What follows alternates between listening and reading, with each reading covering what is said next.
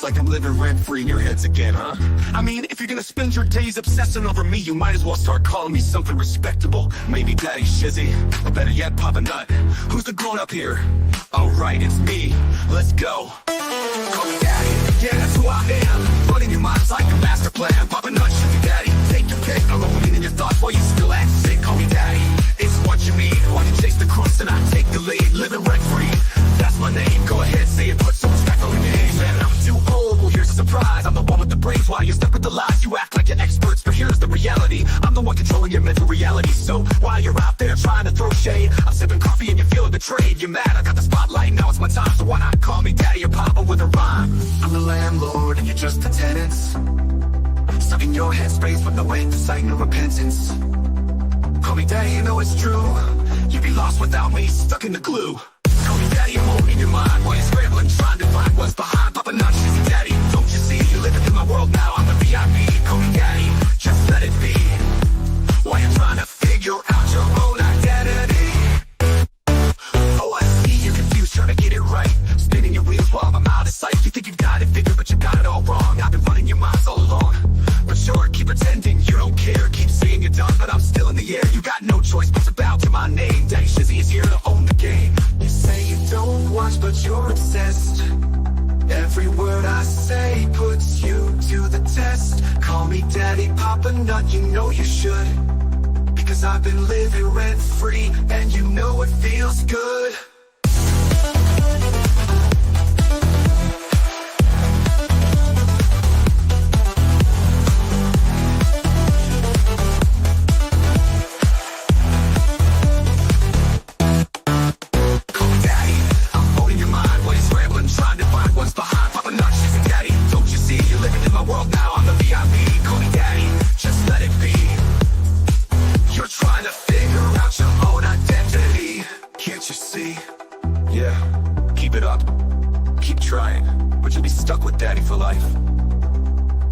Shizzy Daddy, owning your headspace, and there's no escape. Good luck with that.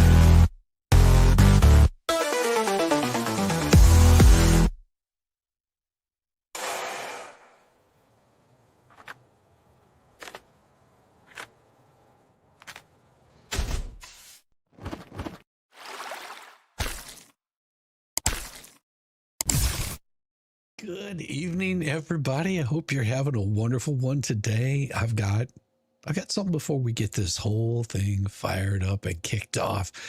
And I hope that all of you completely understand this. So we're just gonna fire this bad boy off right now. It is about time. Let's break this mother down. With Shizzy, Wiz, Nut.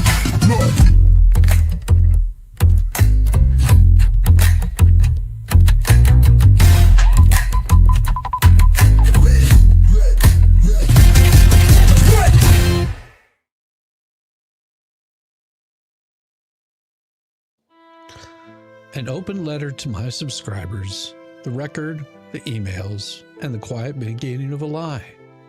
Dear subscribers, there's a moment in Star Wars before the Empire, before the stormtroopers, before entire planets were destroyed, where the darkness wasn't loud, it was quiet.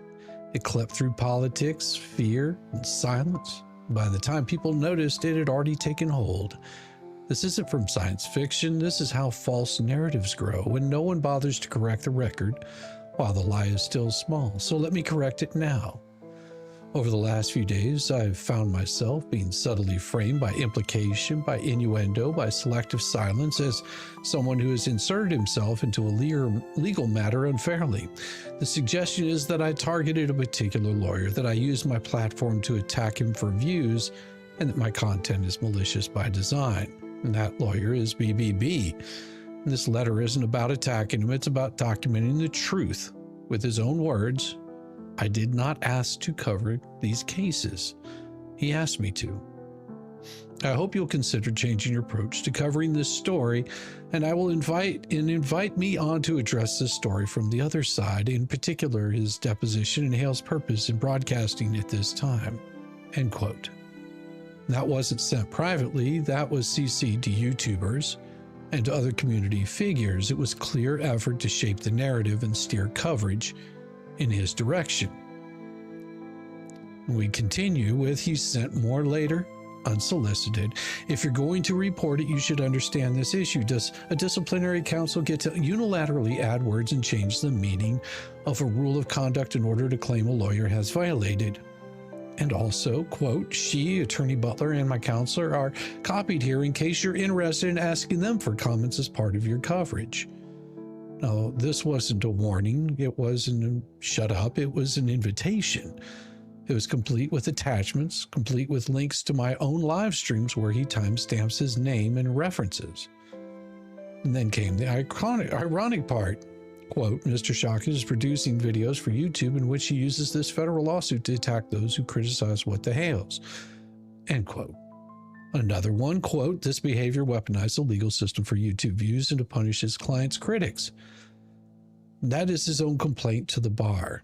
Quoting public YouTube commentary, quoting coverage, citing speech was exactly what he now claims is inappropriate when it was pointed in his direction. When he emailed me a couple of days ago, threatening a lawsuit over 2 videos, I did not retaliate. I paused. I made those 2 videos private, not because I believed they contained anything defamatory, because I wanted to check. I went further. I privated multiple videos just to be sure.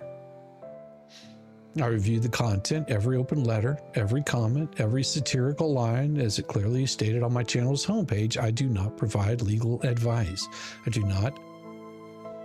My commentary is laced with humor, sarcasm, parody, deliberately so. That's what I do. That's what I've always done. I found nothing in those videos that crossed the line, so they are public again. Because I believe in accountability, not just for others, but also for myself. That silence can be dangerous. BBB's behavior is a familiar pattern. When he wants to influence the story, he emails you. In this case, he sent me a CC'd email that only went to me. I don't know why he would do that other than to, I guess, get me to look and make sure that I was doing everything properly. He pretends the story was forced upon him. That's not misleading, it's revisionism. Revisionism only works when everyone else stays quiet. If they let the little distortions pass, if they let the narrative grow legs before they dare to challenge it. So this letter is my stand, not to escalate, not to provoke, but to clarify before this becomes something more ridiculous. And it's not. I didn't insert myself. I was invited in. I didn't target anyone. I responded to someone who repeatedly asked to be heard. I didn't ignore responsibility. I reviewed my own content before saying a word. If you followed me long enough, you know who I am. If you're new, that's fine too. This is who I am. I comment, I document. I use public records, public behavior, and public filings to analyze what people say and do. And I don't hide it. The truth is not defamatory. Satire is not harassment. Emails, especially the ones you send by accident, don't lie. With honesty, reflection, and a few too many emails from lawyers, thank you, Shizzy Wiznut. I think that covers it. It is about time. Let's break this mother down. With Shizzy Wiznut.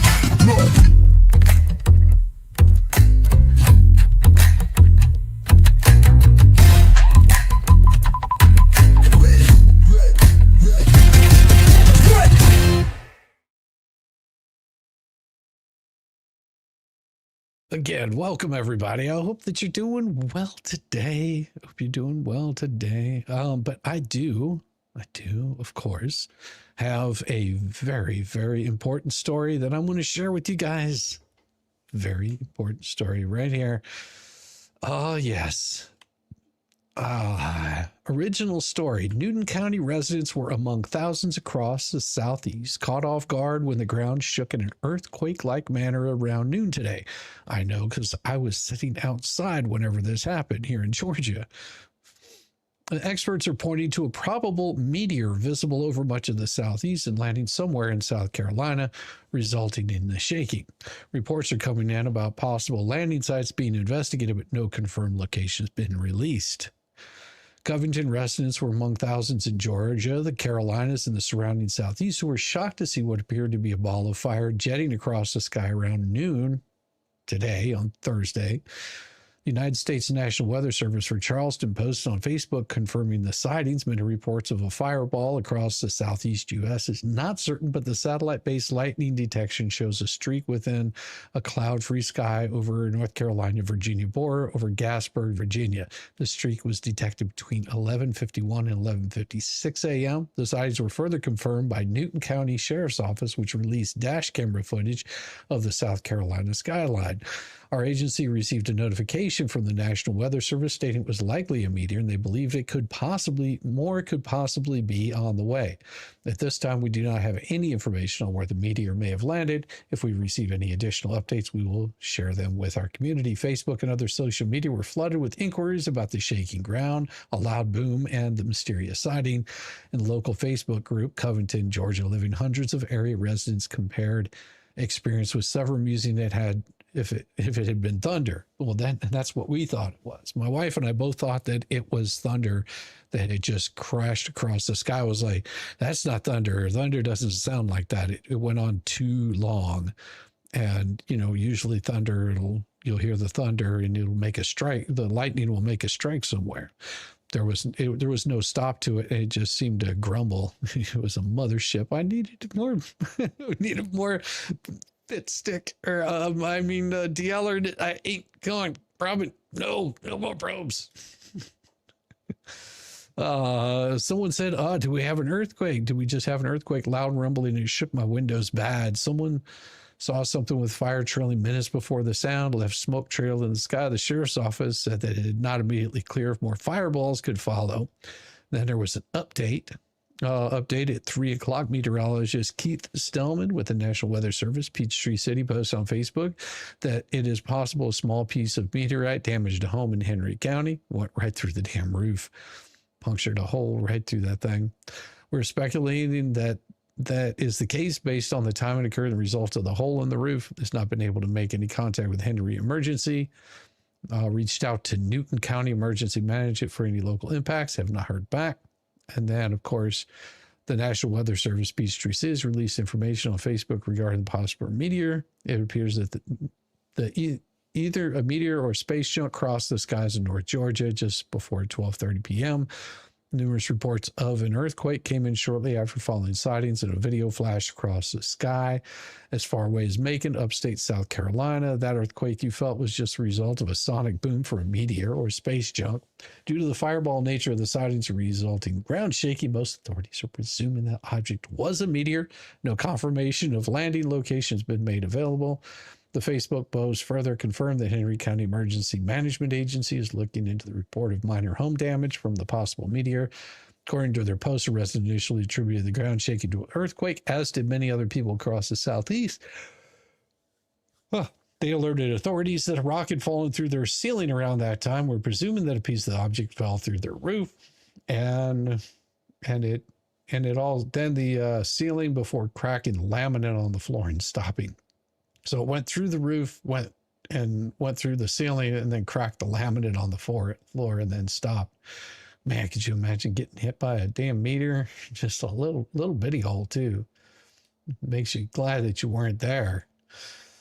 So what I'm going to do is I'm going to show you some cool little videos of that because they are pretty damn neat. So here we go. Check this out. Oh, right up there. So I'm going to show it again. And right over in the left-hand corner. Crazy, huh? Boom. That's pretty cool.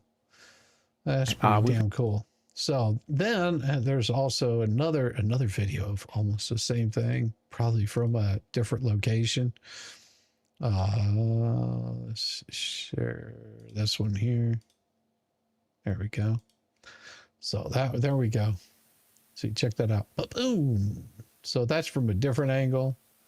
And then we got this. Well, there you go. So that was it. those were the whole thing right there. Evening, y'all, I'm late, but I'm celebrating. My biopsy came back clear, so you're celebrating. Congratulations.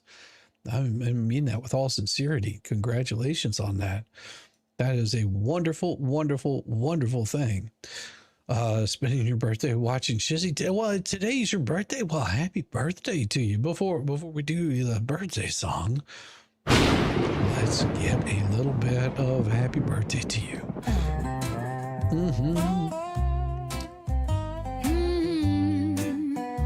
Oh yeah. Happy birthday to you. Happy birthday to you. Happy birthday to this your day. Happy birthday to you. Happy birthday, Shirley. I appreciate it that you're spending your wonderful time here with me, and we are so glad to have you here. Seriously, thank you so much, and may you have many, many more.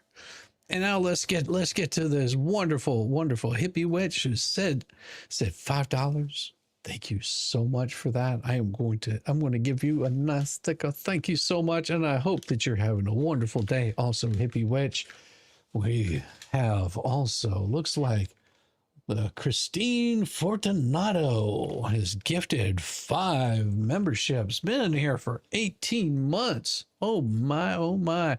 Well, there you go, Christine Fortunato. That is so cool, and I appreciate your support so very much. And as always, welcome to the shit show. Oh yes, every single day.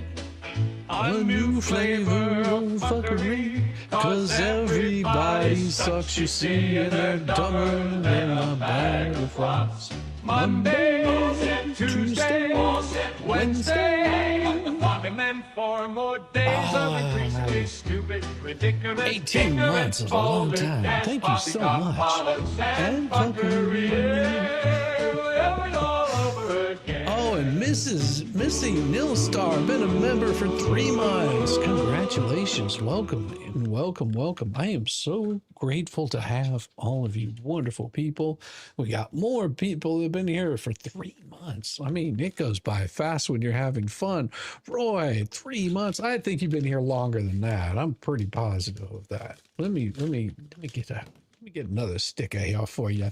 It is so wonderful to have all you wonderful people here. And welcome, welcome. Oh my gosh. 8 months, man, oh man, oh man. It's so good, so good. Yeah, and those are a free membership chat that you can do. They give those to you. And of course, on the 30th, the 1st, I'll be giving out 10 memberships. I always do. Yvette, dear homeowner, due to alien interaction and or invasion, your home insurance policy will be forthwith terminated. Happy holidays, sincere. Resident Shitbags Insurance Company. That's so right. That's so right. Early Mug Raid. Welcome, Early Mug Raiders. Well, let's see here. We've got a filing that came in from Randy the Shocker came in. Gifted it. Oh, look at you, Tracy Weldon, with those 5 memberships. You just know that you just want to get the song. You can't help it. It just makes you feel so good. Welcome to the shit show. Thank you, Tracy. Every single day. Oh yes. A new flavor of fuckery, 'cause everybody sucks, you see, and they're dumber than a bag of rocks. Monday, Tuesday, Wednesday, yeah. And then 4 more days of increasingly stupid, Oh, ridiculous, yes. ignorant, boulder, Thank you so much, Tracy. Live it all over again.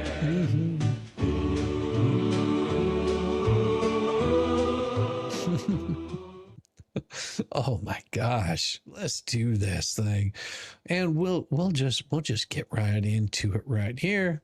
Share the screen. Oh, that's this one right here. Boom. Looky there. Look at there. Plaintiff's response in opposition to defendant. Dave Helms' motion to dismiss for failure to state a claim under Rule 12b-6, or also known as Doc 52. Count 11 of plaintiff's second amended complaint, sometimes referred to as the complaint, is against Helm only for civil conspiracy. It alleges that Helm conspired with other co-defendants to violate Florida's deceptive and unfair trade practice, FDUPTA. And so this is the Florida statute, the Lanham Act, and to commit the tort or tortious interference with advantageous business relationships in furtherance of Winter, you know, you guys just like derailing. That's what you do. I see how you are. You gifting those 5 memberships just so you can get the song. Well, here you go. Welcome to the shit show. Every single day. Hey, all that I missed. Yes. A new flavor Well, of fuckery. you know how to say hello to him in the nicest way. Yes. Monday, Tuesday, Wednesday. And then 4 more days of Oh, yeah, right there. Right there on the front. Bollocks and fuckery. Live it all over again.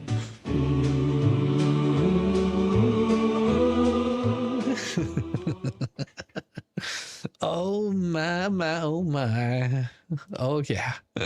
Thank you. Oh yes. Good stuff. Hello, grandkids taxi. Good to see you. And then of course, it says this is more the scheme to ruin Mr. Hale's business, reputation, creating YouTube content for his popular channel, What the Hales. Now, Helms' motion to dismiss argues the plaintiff's lawsuit is a slap suit aimed at silencing his constitutionally protected free speech on matters of purported public concern and requests either dismissal of the complaint or an order of summary judgment pursuant to Florida's anti-slap statute. He also asserts that the statements and conduct attributed to him in the complaint do not constitute an overt act in pursuance of the conspiracy to commit the torts of violating false advertising of the Lanham Act, Florida's Deceptive and Unfair Trade Practices Act, or tortious interference with advantageous business relationships. The gravamen of Hales' response in opposition, Florida's anti-slap statute, does not apply to the facts of this case as it concerns commercial speech. And 2, Helm performed wrong analysis to test the legal sufficiency of a claim for civil conspiracy, which is the only count against him. And 3, plaintiff's claims are well pleaded and supported by sufficient factual allegations to survive a motion to dismiss under 12b-6 of the Federal Rules of Civil Procedure. So this is the memorandum in opposition. His request for summary judgment, Helm fails to substantively and procedurally. Helm couches his motion as a motion to dismiss pursuant Federal Rule 12b-6 and as a motion for summary judgment pursuant to this section right here, as a request for the summary judgment under Florida's anti-slap statute. Helm's motion fails substantively because Florida's anti-slap statute does not apply to this case. The complaint alleges specific and actionable claims, including civil conspiracy, tortious interference with advantageous business relationships, violations of the Florida Deceptive and Unfair Trade Practices Act, and false advertising under the Lanham Act. These claims are based on defendants' intentional and unjustified actions which caused harms to Hale's business and reputation. Allegations are not aimed at suppressing defendants' free speech, but rather at addressing unlawful conduct, which includes, but is not limited to, actionable commercial speech. Helm's request for summary judgment also fails procedurally if Florida's anti-slap statute were applicable here. Does not provide an alternative summary judgment procedure to that set forth. The statute simply anticipates that in cases implicating constitutional First Amendment concerns, summary judgment motions may be filed earlier in the case. However, the statute does not create shortcuts or otherwise truncate the summary judgment process. See Flynn. For purposes of summary judgment, Helm's motion is deficient. It's not supported by an affidavit or any summary judgment evidence whatsoever. Moreover, it attempts to contradict plaintiff's factual allegations with nothing more than conclusory assertions. which immediately fail in this posture because the court must accept all factual allegations in the complaint as true and construe them in the light most favorable to the plaintiff. So anything Helms' motion exposes the existence of genuine issues of material fact, thus rendering summary judgment wholly inappropriate. And maybe not with a 5 gifted memberships. Here we go. Welcome Yes. to the shit show. Welcome, all Every you new single members. day. It's a beautiful A new day. flavor of fuckery. 'Cause everybody sucks, you see, and they're dumber than a bag of twats. Monday, Tuesday, Wednesday, yeah. And 4 more days of increasingly stupid predicaments. Ignorant, balder, dash, poppycock, bollocks, and fuckery. We're all over again. Oh, yes. Thank you so much, Maybe Now. I love it. I love it. And welcome, newcomers. Welcome. Now, if anything, Helms' motion expresses. Oh, let's see what the little sub thing is. See his example, pages 10 through 11 of Helms' motion. So that's all he was pointing to there. Helms' motion to dismiss pursuant to Rule 12b-6 must be denied as plaintiff's claims are well pled and supported by sufficient factual allegations.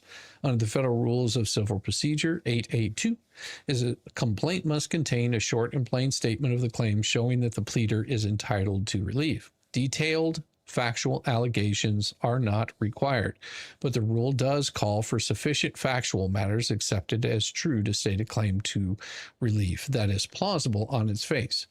A claim has facial plausibility when the pleaded factual content allows the court to draw the reasonable inference that the defendant is liable for misconduct alleged. Determining whether a complaint states a plausible claim is context specific, requiring the reviewing court to draw on its experience and common sense. And then we also have to plead civil conspiracy under Florida law. A plaintiff must allege an agreement between 2 or more parties to do an unlawful act, or to do a lawful act by unlawful means the doing of some overt act in pursuance of the conspiracy and damage to plaintiff as a result of the acts done under the conspiracy. In pleading conspiracy, the plaintiff must further identify an actionable underlying tort or wrong. The conspiracy is merely the vehicle by which the underlying tort was committed, and the allegations of conspiracy permit the plaintiff to hold each conspirator jointly liable for the actions of the co-conspirators. Plaintiff's second amended complaint identifies 3 separate underlying causes of action, each of which makes it unlawful to engage in conduct that deceives and harms consumers and or seeks to drive someone out of business or otherwise harms their business. Ooh. And reputation through the use of false and misleading commercial speech or interference with their business relationships. Those 3 claims: tortious interference with advantageous business relationship, violation of FDUPTA, and the violation of Lanham Act, are directly against Lee and Maskin only. As you can see, just 2 people.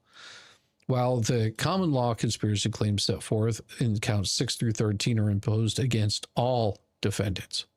Count 11 for civil conspiracy is specifically against Helm, and the essential facts supporting the necessary allegations for that claim are mostly concentrated in paragraphs 111 through 123 of the complaint. When it comes to alleging a claim for conspiracy, Florida law is clear that each co-conspirator need only know of the scheme and assist in it some way to be held responsible for all the acts of his co-conspirators. All they need to know is of the scheme. That's it. That would provide a co-conspirator to be, it would be like, working in a shop and know that somebody's not going to put a tire on the car and then not do anything about it. You could still be held liable for it because you knew about it. You may have even promoted saying, yeah, don't put the tire on the car. Just doing those kinds of things become part of the conspiracy. Pretty simple. Yeah, I think I hit that right. Could be. I'm not a lawyer, so I don't know. Helm's arguments, however, suggest that he misunderstands the analysis to be performed to test the legal sufficiency of count 11 against him for civil conspiracy by conflating the elements of the three underlying causes of action which are not against him directly with the elements of the conspiracy which is against him directly. He uses incorrect legal standards to test whether his conduct is actionable. That is, instead of properly evaluating the factual allegations pertaining to him under the elements of civil conspiracy, he improperly evaluates them under the elements of FDUPTA, the Lanham Act, and tortious interference. Helm's flawed analysis and flawed conclusions comprise approximately 1/3 of his motion to dismiss. The complaint sets forth the cause of action for conspiracy against Helm in accordance with controlling general plausibility standards. As plaintiff's underlying causes of action do not allege fraud, there is no heightened pleading standard and the general plausibility standards of Rules 8A. The FRCP, control against agreement, element of the conspiracy claim, auto candies at 74. Moreover, the FRCP, a defendant's knowledge can be alleged generally, even if the cause of action involves fraud. Finally, on a motion to dismiss, a court takes the factual allegations in the complaint as true, even if they are subject to dispute, and construes them with the light most favorable to the plaintiff. And Fallen Hero 4567, thank you so much. I appreciate it. I love that avatar. That's very cool. And here you go for you, sir. Welcome to the Shit show every single day. A new flavor of fuckery, 'cause everybody sucks, you see, and they're dumber than a bag of plots. Monday, bullshit. Tuesday, bullshit. Wednesday, and then 4 more days of increasingly stupid, predicament, ignorant, boulder, dash, poppycock, bollocks, and fuckery. Yeah, we're all over again. Oh, yeah. Knee replacement. Oh, me too. I need a lot of replacements. Yay on the freeze pops. Poppycock. All right. Consistent with your rules and principles, the complaint sufficiently alleges damage in specific amounts under each count, including lost profits, treble damages, and the actual damages under this rule. Helm's arguments as to the damages pled are misplaced as they appear to confuse pleading with proof and as such are premature. Between the more relaxed pleading standards for this case, combined with over 150 paragraphs of factual allegations in the complaint, approximately 18 of which address Helm's specific acts, plaintiff's complaint easily permits the inference that Helm and other co-defendants agreed to commit acts including engaging in impermissible commercial speech intended to harm plaintiff's business and reputation in the business community, as well as deceive customers. Florida courts have constantly held the conspirator need not take part in the planning, inception, or successful conclusion of a conspiracy. The conspirator need only know of the scheme and assist in it in some way to be held responsible for all the acts of his co-conspirators. Although threadbare, conclusory allegations will nonetheless not survive dismissal. The existence of a conspiracy and an individual's participation in it may be inferred from the circumstantial evidence. As this court reiterated just last month, an agreement to engage in a civil conspiracy need not be expressed in words and may be implied and understood to exist from the conduct itself. The complaint alleged, inter alia, the conspiracy by defendants to violate RICO, noting that a bare assertion of conspiracy will not suffice to prove RICO conspiracy. This court stated the plaintiff need not offer direct evidence of a RICO agreement, and the existence of conspiracy may be inferred from the conduct of the participants. Plaintiffs in Auto Candies pleaded 6 factors to allege that Citigroup agreed to conspire with OSA to engage in a pattern of racketeering activity. Citigroup and OSA's business relationship, their mutual financial gain from the racketeering activity, their joint fraudulent misrepresentations and omissions, and their dependency on each other's fraudulent conduct to prolong the scheme. Citigroup's then CEO admission that certain employees were criminally involved in the scheme, and Mexican regulators' conclusion that Citigroup employees or agencies knowingly engaged in fraudulent scheme with OSA. Reversing the district court's order of dismissal, this court stated that plaintiffs pleaded ample circumstantial evidence to support their allegations. Although ample circumstantial evidence is not required here, plaintiffs have alleged sufficient facts to demonstrate that Helm and other defendants knew of a scheme to destroy or take down plaintiffs' business and ability to earn income on YouTube, which has been very true. That has been something that's been the target quite a bit. While they deceive consumers into donating money in order to assist Preston, but the money is instead being pocketed by other co-defendant in this case and does not reach Preston. And that's been shown and can be proven. The complaint also alleges sufficient facts demonstrating that Helm assisted in the scheme some way. Specifically, the allegations regarding Helm, along with the necessary context, are summarized as cited below. 56 through 97 of the complaint elaborately details the history of how Mr. Hales came to know Preston in or about 2020, her relocation with her child, her ex-husband, John Crook, from Northport to a vacant lot across the street from Mr. Ailes, as well as a deterioration of their neighborly relationship, which evolved into court battles between them and Florida State Court and Ohio State Court after Preston made and posted a number of yard signs accusing Mr. Hales of bad things to a then 4-year-old daughter, and precipitated in Mr. Hales obtaining a stalking injunction against Preston in Ohio court, and Preston retaliating by seeking and temporarily obtaining a cyber stalking injunction against Mr. Hales in Levy County, Florida. Mr. Hales video logged about his court cases with Preston on his channel, as well as appeared on the YouTube channels of legal content creators, often referred to as lawtubers. Helm is considered a lawtuber. Yeah, I mean, that's pretty shot forward right there. 98 through 110 allege facts regarding defendant John Cook's relationship to Preston, his involvement in the scheme to finish the job on Jeremy, paragraph 104, along with statements and acts he did in furtherance of the scheme. Paragraphs 111 through 123 allege facts concerning defendant Helm, a YouTuber content creator and competitor of Mr. Hales on his channel. Helm, as a lawtuber, was familiar with the controversy between Mr. Hales and Preston. Helm extended invitations for Mr. Hales to appear on his channel, including to play Legos, which Helm enjoyed, but Mr. Hales declined to comply. Subsequently, Helm saw a photo posted of Mr. Hales playing Legos with another lawtuber on his channel and became piqued. Lots of words here. Paragraph 115 alleges that Helm then solicited Preston and Cook and joined forces with them, offering his legal assistance to help take down Mr. Hales, which he did, as shown in the next paragraph, which that was paragraph 115. 116 alleges that Helm connected Preston with defendant Ducey, an out-of-state attorney who undertook legal representation of Preston against Mr. Hales in the still pending 2024 federal case.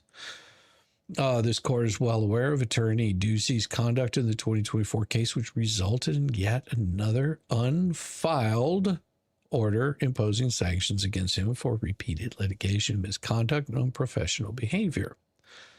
Competitor? That's hysterical. No, well, that's the thing is, you know, whenever you're doing things on YouTube, you would be in competition with somebody. It's not like you're trying to build a better widget or something like that. You're both trying to get eyes on your, I mean, and it's the same way. Tug and I, we would be competing for an audience. Megan and Tug would be competing for an audience. It's the same thing. If you understand how YouTube works, you would understand that, you know, even people that I compete with for views, for audience, for engagement, would be considered so to be, you know, a competitor. And it does, you know, everyone thinks a competitor has to be like some like this business competition where you're like, you know, trying to get the better of the other person. That's not necessarily true. It just means that you're competing for views, audience, you know, the thumbs up and breadsticks and all that kind of stuff. So it's not like it's a different kind of competition. That's right. Pillows and underwear at high noon tomorrow. Wait, wrong chat. It's pillows and underwear and I do tomorrow. No, you're in the right chat. You're in the right chat. So, like, you know, Yamaha and I are competitors, but I have Yamaha on here on a regular basis, and you know that it's not a bad thing. It doesn't have to be contentious. That's the word I'm looking for. Still pending federal case. Paragraphs 117 allege Helm hosted Ducey on his own channel where they continued to say disparaging things about Mr. Hales. That's true. As if they were a fact. That is true. Additionally, Helm appeared on defendant Flea's YouTube channel in late 2024 to discuss the yard signs Preston made and posted around Otter Creek, calling Mr. Hales a rapist, and which stated he raped Preston's 4-year-old special needs daughter. During the broadcast, Helm stated, "I saw a picture of Germ planting the signs himself." That statement echoes the defense that Preston was persuaded to adopt, in which she turned the table on Mr. Hales and accused him of creating and posting those awful signs. 165, 169 alleged that November 2023, a new What the Hales without the S on their Facebook page was established, which purported to be a fan page but turned out to be a Hales hate group. It is alleged that Helm and other defendants post to this haters page, and that such posts continue to further the anti-What the Hales media ecosystem, a term coined by Ducey. Plaintiffs respectfully request that the court deny defendant Helm's motion to dismiss plaintiff's Second Amendment complaint. Defendant's motion mischaracterized the nature of plaintiff's claims, fails to demonstrate that a lawsuit is a strategic lawsuit against public participation. And then it's for the slap. Let's see. Defendant's motion mischaracterized the nature of the claims about slap. And employs legally incorrect analysis to test the sufficiency of that claim for Helm's conspiracy against Helms. The claim for conspiracy against Helm. Test the sufficiency. Oh, okay. It doesn't test the sufficiency of what's going on with Helm. I had to read that a couple of times. Plaintiff's claims are well pleaded and supported by sufficient factual allegations to survive a motion to dismiss under Rule 12b-6 of the Federal Rules of Civil Procedure. That said, should the court grant Helm's motion, it should do so without prejudice to afford plaintiffs an opportunity to amend. And there you go. That was that particular one right there. But you know what? We've got a letter for it. Might as well. I hope you guys like it. It is about time. Let's break this mother down. With Shizzy, Whiz, Nut.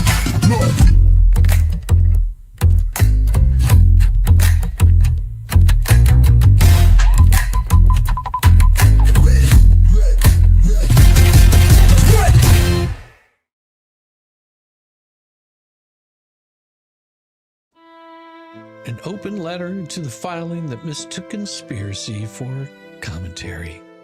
When your defense is, I just talk a hell of a lot, and Randy hands you a syllabus. Dear, dear, dear, let me begin with the appropriate level of judicial solemnity. Ha ha ha ha. Congratulations, you managed to file what might be the very first judicial fan fiction in Northern Florida history. A 12b-6 motion so out of touch with legal reality it should come with a warning label. Do not operate heavy machinery after reading. That sound you hear is the collective groan of procedural rules recurring in horror after being name-dropped in your motion like buzzwords in a failed startup pitch. Because what you filed wasn't a motion to dismiss, it was a motion to deflect. Duct tape to a First Amendment soapbox and hurled at the court with all the force of a toddler's tantrum during bedtime. While you tried to play the free speech card, Randy, well, he came back with every other card in the deck. They were shuffled, alphabetized, and indexed by legal authority. While you were out here confusing constitutional rights with consequence immunity, Shockett calmly walked in, rolled up his sleeves, and filed what I can only describe as a courtroom version of a literary beatdown. Your defense, I didn't really conspire. I just streamed about it, talked to people involved, helped connect some dots, and then posted more about it online. My guy, that's not a denial. That's an admission with footnotes. And the Lego antecedent federal court will never recover from this moment. You suggest that being left out of Lego time with the plaintiff somehow made you less likely to conspire. Well, Randy didn't even need to debunk that on the absurdity. He did all the work itself, but still, like a pro, he cited 11th Circuit conspiracy law while your filing was out here making jealous toy metaphors. No, he was really it was really Legos. What Randy did, let's be clear, what he always does was walk you through your own mess using logic, precedent, and the tone that screamed, I went to court to win. You came to role play on Pacer. Well, he reminded the court, gently but firmly, that you can't just scream slap and expect everyone to forget the other 150 paragraphs of direct, circumstantial, and video-supported allegations. He walked the judge through the conspiracy elements with the surgical clarity and then handed you the scalpel so you could slice open your own argument. And when you fumbled the distinction between conspiracy and underlying torts, Randy didn't mock you. No, that's my job. No, he corrected you graciously, like a professor watching a student cite Wikipedia in a thesis and decided to give him the actual textbook instead. He cited Odo Candies, Twombly, Terra, Dovenjaka, Carnegus, and laid it out the law so cleanly that ChatGPT blushed. Well, you cited vibes, public interest, and I was just talking, Your Honor, while Randy showed up with an 11th Circuit map, a flashlight, and a trail of facts. And I can't let this go. You complained there wasn't enough evidence to support the complaint in a motion to dismiss. Like that's like walking into a buffet and yelling, "Where's my food?" before you sit down. Well, Randy, with all the composure of a man who's tired of explaining all of the damned obvious things, reminded you that 12b6 does not mean prove everything right now. But then he did it anyway. He laid out Helm's involvement paragraph by paragraph, gave context, showed pattern, highlighted deception. He even gave the judge a clean runway to see how conspiracy works under Florida law. One co-conspirator need only know of the scheme and assist in some way, which I hate to break it to you is the legal version of "we got your texts." And let me just say, while you were citing the anti-SLAPP statute like it was a magic wand that grants immunity from all accountability, Randy casually reminded you that 768.295 isn't a get-out-of-free lawsuit card. It's not even applicable here. He even footnoted the case law you should have read before filing your motion. In sum, you thought you were walking into a slap fight about a speech. Randy walked in with a briefcase full of receipts, a legal scalpel, soft-spoken reminder that facts still matter, and oh, he didn't just respond. He held up your motion up to the light like a forged Rolex or a fleshlight in a pawn shop and said, this is made of plastic in bad faith. You filed a motion to dismiss. He filed your eulogy. Randy, being the absolute legend he is, doesn't even need to dunk on the detail. He lets the absurdity do all the heavy lifting. He just nods and says, here are the actual legal elements, and proceeds to body that motion with calm citations like Otto Candies, Twombly, Tierra, while your filing is busy trying to argue that commentary about criminal allegations on YouTube is somehow sacrosanct because someone clicked the like button. You said there was no overt act. Randy showed the overt act, the setup to the overt act, the live stream about the overt act, and the group chat planning the overt act, and the merch drop afterwards monetizing the overt act. You said there was no agreement. Randy said, cool, sorry, bro, but you met Florida conspiracy law? Because guess what? You don't need a blood pact and a secret Dakota ring. All you need is awareness of the scheme and any participation in furtherance of it, like, say, broadcasting defamatory content to a monetized audience while coordinating with others also being sued for doing the exact same fucking thing. Let's not forget, this filing wasn't performative. It was strategic, tight, clean, under 3,000 words because, of course, Randy complies with local rule 7.1 like a pro. And while your motion reads like it was co-authored by Caffeine, Resentment, and Google Docs, Randy reads like a federal teaching aid. Randy didn't just oppose your motion, he taught a clinic while doing it. Sincerely.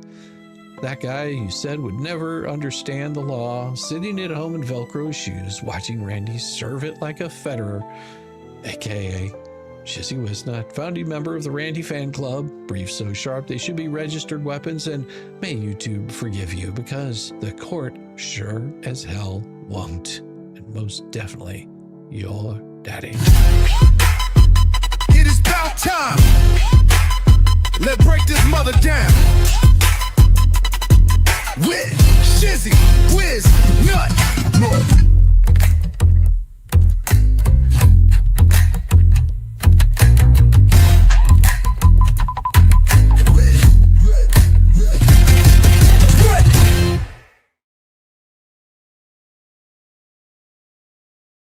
Hello, looks like we got some Tug Raiders in here. Welcome, everybody. Good to see you. Good to see you. Also got some, oh, wow. It looks like there's been some extra people. Already got the one from Fallen Hero and Flocking Lou, the Anti-Crust member for 7 months. So many great letters. Seems like a lot longer. Welcome to the shit show. I can't say anymore. Every single day, a new flavor of fuckery. Cause everybody sucks, you see, and they're dumber than a bag of rocks.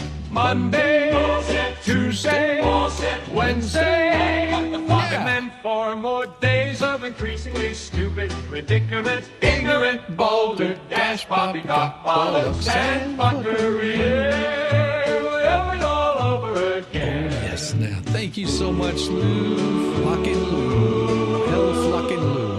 I appreciate you. Thank you so much for being here. It's wonderful to have you.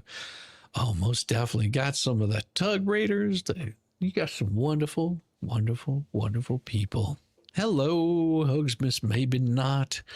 Good evening, all the members. Yes, welcome and welcome again. And in case you members didn't hear, I did. If you're interested in what I had to say, just go back to the very beginning of the stream and you can see it all for yourself. It's pretty clear. And it will be posted up tomorrow, and everybody will be able to hear the whole thing. From Tug, welcome from Tug. Yes, Tug is the man. Tug is the man. He is so good to see. Kev, Zach, good to see you. Brenda, oh, Mama Cooks, Debbie Webb, nice. Wonderful, wonderful people. Rewatch Club, yes, you do not want to miss the very first open letter.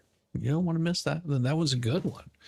That one is my piece de resistance. There you go. Oh my, yes, it is wonderful. It is. I was quite happy with what I had to say. Give that like some love. Yeah, make it feel warm and fuzzy. Shizzy LPJC never filed discovery and it was due today. Well, there's always till midnight tonight. It could be in there by midnight tonight. Just saying. Ricada Raid came in with mug. Oh, we got Ricada's people. Awesome. Good to see all you fine peoples. Welcome all you Ricada Raiders, and I'm hoping that you had a good time with the Nick. Thank you, Tammy. 939 subscribers. Thank you. I appreciate it. I love it. Yeah, I'm going to keep it going. Like, share, subscribe, good friends, good food if you bring it, and good fun. Always some good fun. We got some craziness. What in the hell happened with my? Oh, okay, there it is. Whew. Oh, by the way, I forgot this one here. I've got to do like absolute special one here, and this is for This is for Tammy Bugar, which was so kind as to hit me with her best shot, and did a super chat via Cash App. I appreciate that so much. And this is for you. Squeeze my hog. Oh, Welcome yes. to Thank the you, shit Debbie. show. Thank you. Every single Debbie day. Baker. Appreciate you. A new flavor of Fuckery, fuckery. Cause everybody sucks, you see, and they're dumber than a bag of rocks. Monday, Tuesday, Wednesday, and then 4 more days of increasing yes, good stuff. ridiculous, Hey, ignorant, Tori, good to vulgar, see you. gas, poppycock, bollocks, and fuckery. Yeah, and all over again. Brenda, but mostly French people don't understand English. Oh, we, said the little pig. LOP still does have an attorney filing to represent her yet. I don't know. That's a possibility. What about her sticker? Oh, thank you so much. Thank you. I need to give her a sticker. Thank you for the reminder.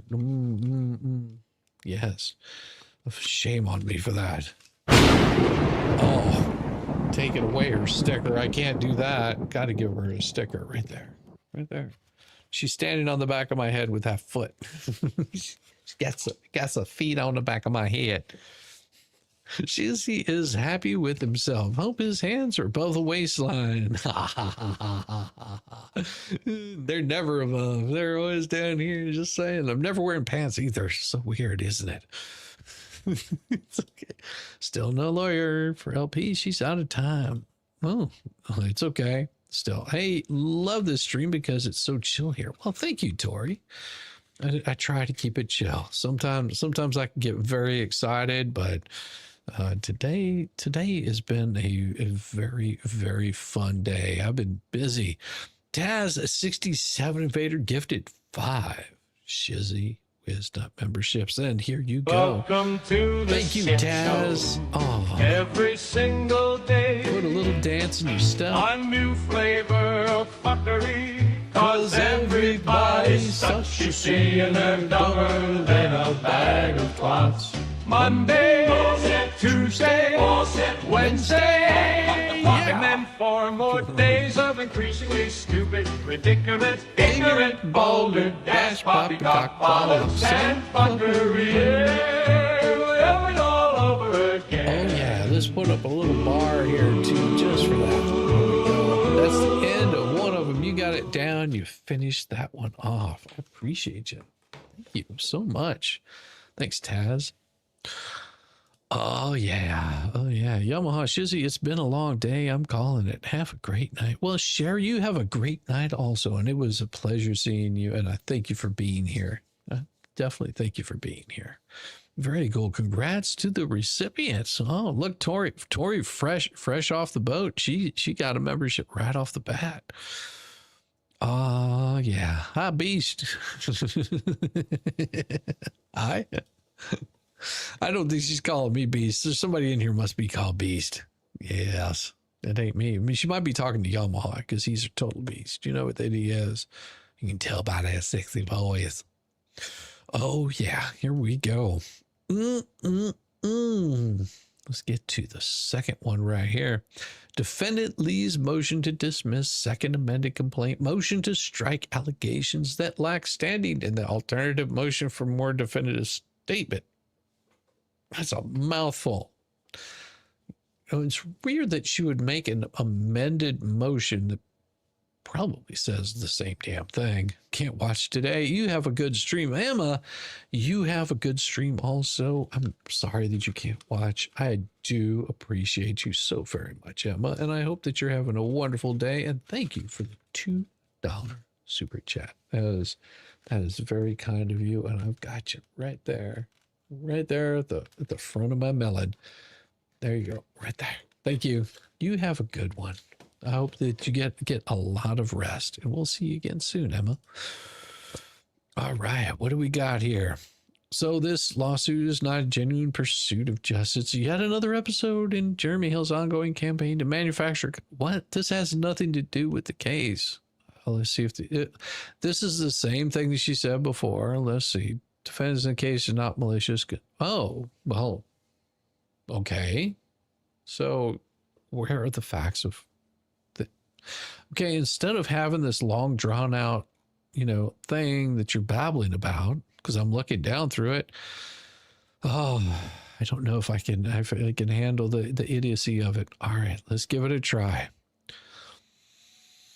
It's going to take a lot of brain cells for this. All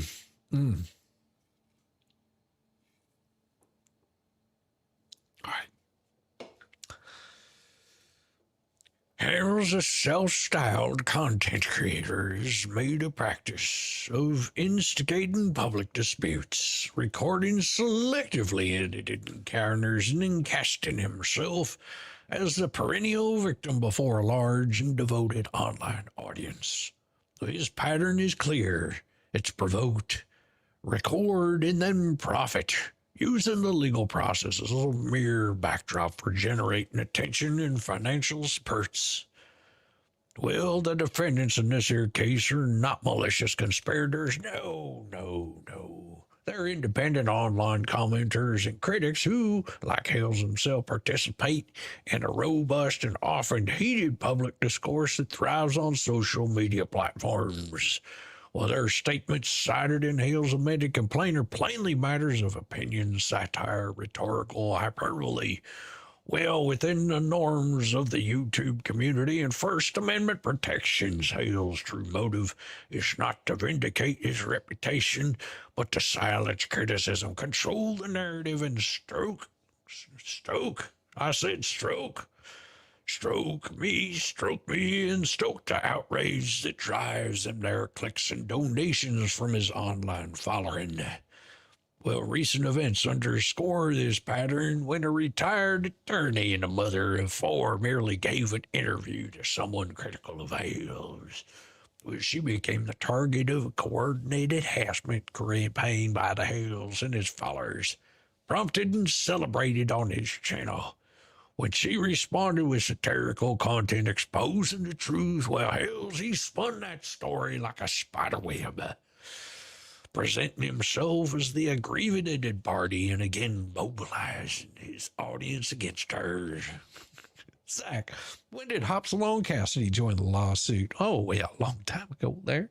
Hopsalon couldn't help himself. He had to just jump right in there, get all like sexual chocolate had covered all over him and everything.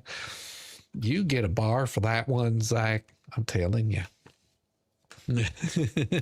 Thank you, Zach. I appreciate you. Oh yeah, we shall surround the outskirts of the helmets with the nice little red bar. See, you got a little red bar right there. See, little red bar. That's you, Zach. Little red bar, sticker bar. See, that's for you, Zach. Enjoy it. Love it. Good to see you, Zach. Do many X's to doubt. Do many X's. So, what do we got here? It says, you just don't understand. These aren't malicious lawsuits. They're mischievous suits because, well, satire, don't you know? Rusty Ray hips. Like that, Rusty Ray hips. Oh, my gosh. Oh, I love it. So you're saying you just don't understand. These aren't malicious lawsuits. They're because satire, don't you know? Well, except they interfered with his business.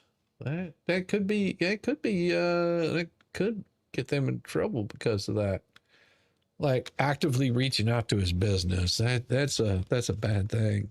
And it's also been shown that he's someone's made the claim saying that they most definitely want to take down Jeremy Hales, but see, they don't want you reporting about that. They don't want you talking about that stuff at all. No, that might be too much for them. Anyone talking about LP getting a lawyer for one? Well, she says she's got it all up there. They're all aliens. That's what that meteor strike was. Everyone talking about be getting a lawyer for Fed One ran out of time to file for the lawyer. She is not allowed to have one anymore. No, that's not true. That would be untrue, Bags. That would be untrue.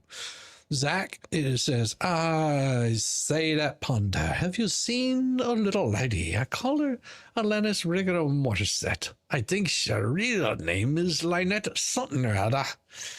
That's so bad, Zach. You're such a bad man with that 4.99 slipper trap. Well, damn it, Zach. I mean, she is a special one. You know, she's got problems. It's not all her fault. So you just stop picking on her. She doesn't like it when you pick on her. She gets very angry. Thanks, Zach. I appreciate it. Max Lab says, Elfie, no, she can't. I believe that she can still have an attorney represent her at any point in time. I mean, she just, it moves forward whether she has one or not. So I'm pretty sure that an attorney can come in at any point in time during this case. That wouldn't be abnormal. But the judge still wants it to move forward. So I mean, if she hasn't retained counsel, which I would suggest anybody do that. Don't do these things pro se. Dangerous stuff. So an attorney can come in at any time, but what I'm pretty sure from what the judge ordered was like, we're moving forward. LP was told at the Zoom hearing she only had a few days to get one. Well, that's correct. If that's what she was doing, but the judge is still moving forward. She can still have an attorney make an appearance, but yeah, they can't take away your right to be represented. I mean, it's a civil case. This isn't a criminal case. It's a civil case. She didn't waive her right to an attorney or anything like that. They're just moving forward. The judge just made it very clear they're moving forward with or without one. So yeah, that's really it. Recent events underscore this pattern. When a retired attorney and mother of four. But didn't she just say that? I'm pretty sure I just read that. Hales has weaponized the court system, turning legal filings into fodder for his videos, all while soliciting and receiving tens of thousands of dollars in donation under the guise of defending himself from attacks. Okay. I don't think he's weaponized the court system because, I mean, there was 1, 2, 3. There were, at one point in time, I think there were 3 lawsuits that were going on against him. And then, because he didn't have that. I think that one was already dropped by then, because then the thumbnail case came in pretty close thereafter. If I'm not, or was that one already going on? What in hell has happened to that 7-page max filing? That's the 7-page max filing. I already read that. 7-page max filing. I don't know what you're talking about. If you're talking about in this case, that might be a different case you're thinking of. Fancy darling. Or you're talking about her 7-page max filing. I see. This is where it just gets ridiculous. Yes, it's a crazy amount of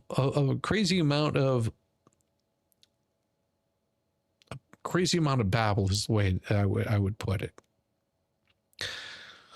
This is not conduct of a wronged individual seeking justice, the calculated strategy of a digital provocateur exploiting the legal system for views, influence, or profit. Now, see, you have to keep in mind, 144 talks about the lawyer.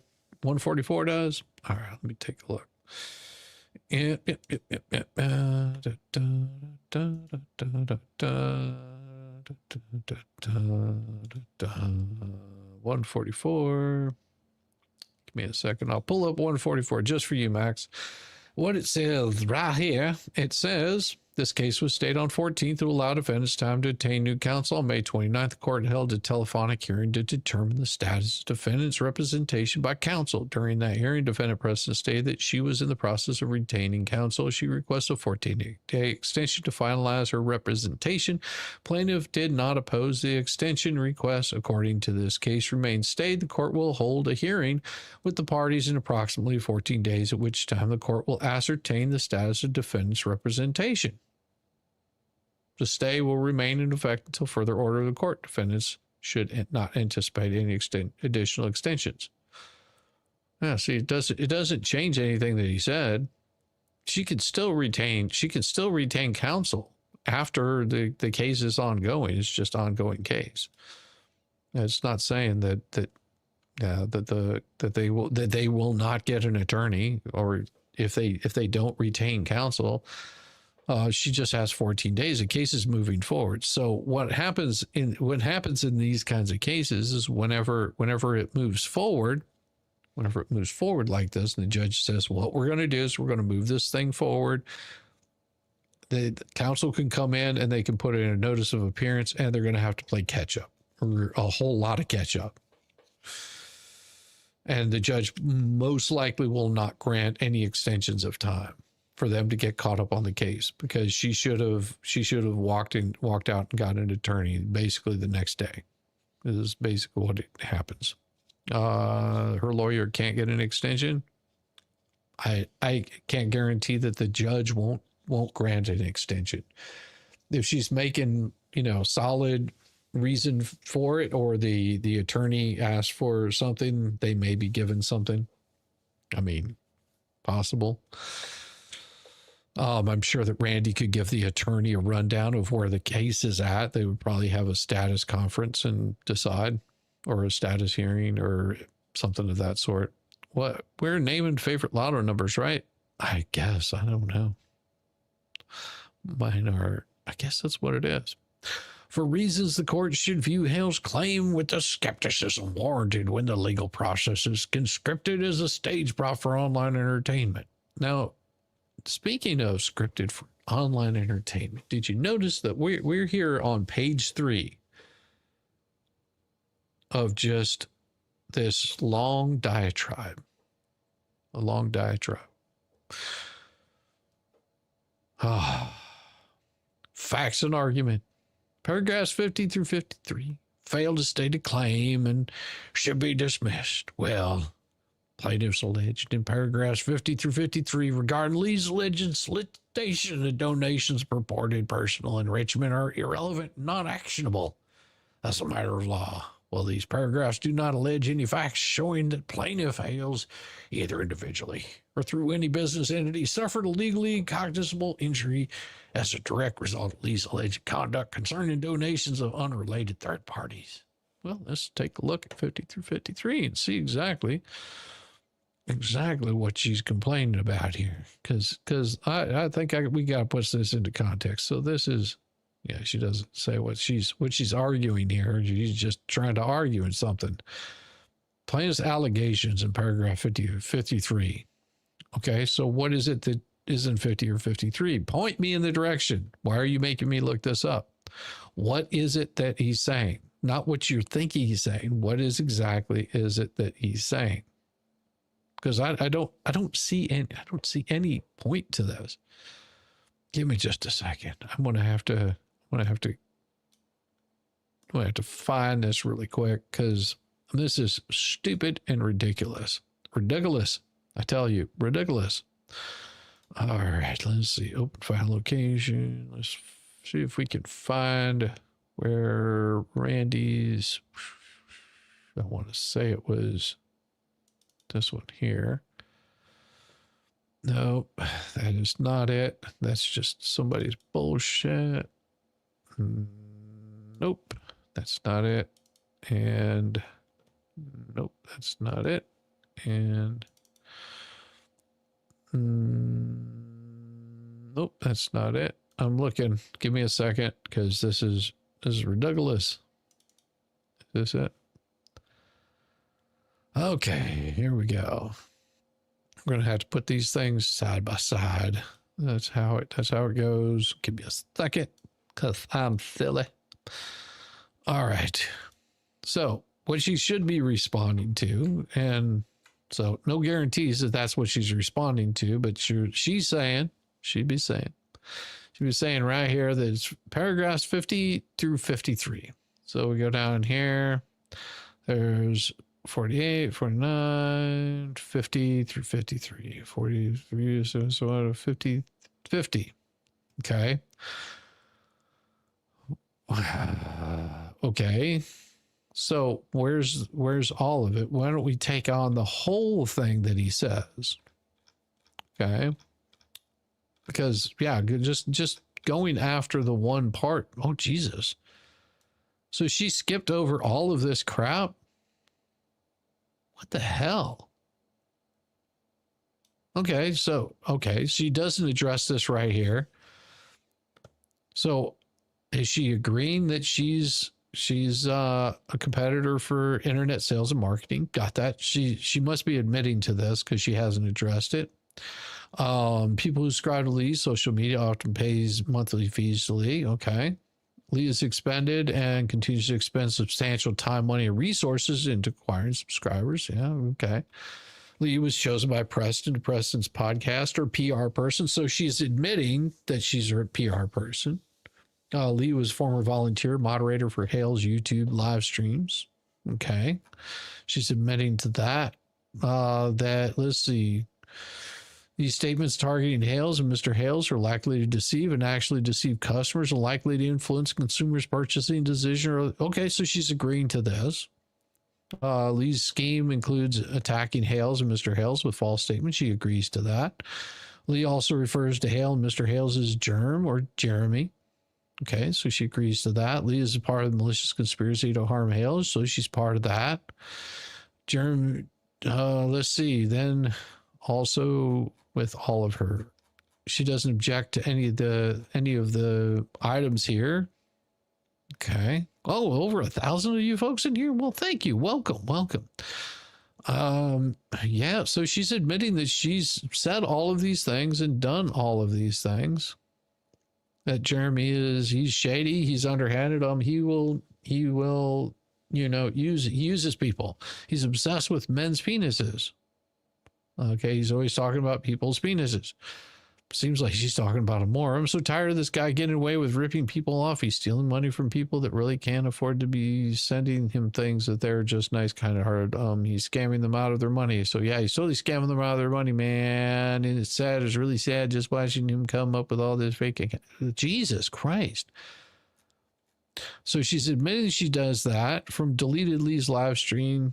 Germ used his handwriting. Admits to that. Admits to post on her YouTube platform, German embezzled from a church. She admits to, oh wow, she admits to all of this stuff.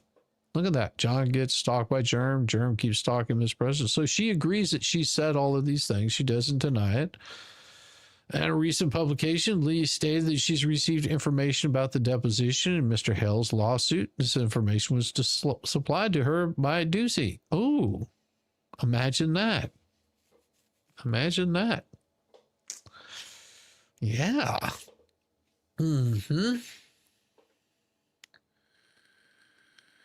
That right there will get you in trouble. Lee solicits cash from consumers who watch Lee's programming and misleads them to believe these donations are for charitable purposes. Preston's child to construct a home on Preston's property. Solicitation of those donations for the purpose for consumers who watch Lee has been quite effective. Lee has been able to raise at least $70,000 since August under the above false pretense. These are false pretenses because Lee has kept the great bulk of his money for herself and her own personal use. Lee fails to account for the money she raised by these consumers has been spent. In fact, on April 6, 2025, Lee said to people, what I was doing, it wasn't a fundraiser. It was not donations because it was given to me to help me. It is not a donation. It may have been called a donation or something, or because that's what people actually, think when they're doing something, it's a donation. Oh, yes, Max. This is what she admitted. See, now, people don't donate to me. Now, what they do is I'm not raising money and then saying that I'm raising it for something else. That right there would be quite bad. It would be like me saying, hey, you guys send me all your money because I'm going to give something to Max Labs and I don't give anything to Max Labs. That would be bad. That would be wrong. Speaking of not giving things, I thought somebody gifted a membership. I thought maybe I already got it because I was sitting there thinking about it. In actuality, Lee's process and strategy, Lee's scheme, is nothing more than a scheme to enrich herself at the expense of consumers and Hales, and probably, don't know this for a fact, her own people. Doing it to them. It's absolutely gobsmacked that she's admitted this. Well, most people don't understand that she would admit to this kind of stuff. You know, that. And so we go down through that one, and we'll go back to this because we just went through all the way down through 53. Okay. In actuality, Lee's process and strategy is nothing more than a scheme to enrich herself at the expense of consumers and Hales. Regarding Lee's alleged solicitation of donations and purported personal enrichment, they're irrelevant, non-actionable as a matter of law. These paragraphs do not allege any facts showing that plaintiff Hales or individually or through any business entity suffered a legally cautionable injury as a directed result of Lee's alleged conduct concerning donations from unrelated third parties. Okay, so this one right here is just one argument. Okay, what about all the rest of it? See, wow, just crazy. Okay. Now, I'm not an attorney. I say this again. But you can tell the difference between what, wow, self-incrimination. It's not discrimination. It's incrimination. She would be stupid not to amend it, especially knowing Jeremy's got all the evidence to prove it. Well, this is her amended. This is her amendment. Okay. This is her amendment. Oh, God. Let me guess. She'll probably come back and amend it again and again and again. Oh, well, thank you. We don't talk about size. Size doesn't effing matter over here. Actually, size does effing matter. All you ladies can attest to that. Wonder who's covering the taxes on both sides. Only me and whoever sends it. 2 of up the 3 million being sent for their defense and Fed 2, as well as being done international. No, I know. I'm just messing with you.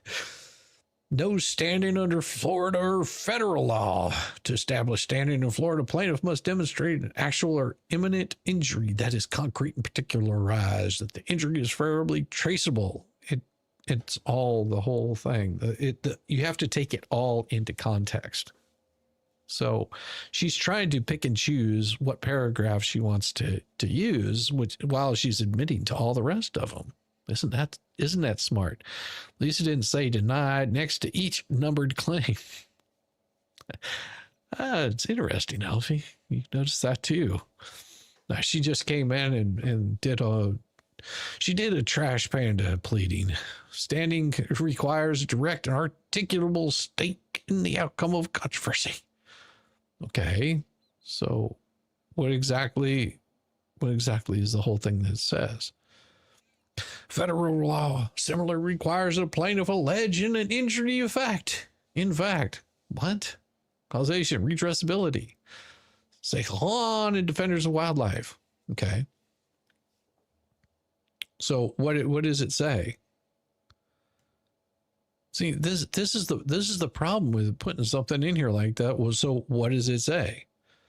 If you're going to be citing federal law, how does it apply to this? I mean, I mean, I'm not an attorney, but I would think that, if you look at Helms's filing, it's not the size of your boat, it's the motion of the ocean.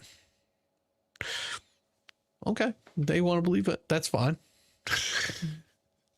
It's okay, guys. It's okay. Here, plaintiffs failed to allege any actual injury to himself or his business resulting from Lee's alleged donation activities. Well, the allegations relied solely on the purported misrepresentation to third-party donors, not the plaintiff. Plaintiff does not and cannot assert the legal rights or interests of those third parties.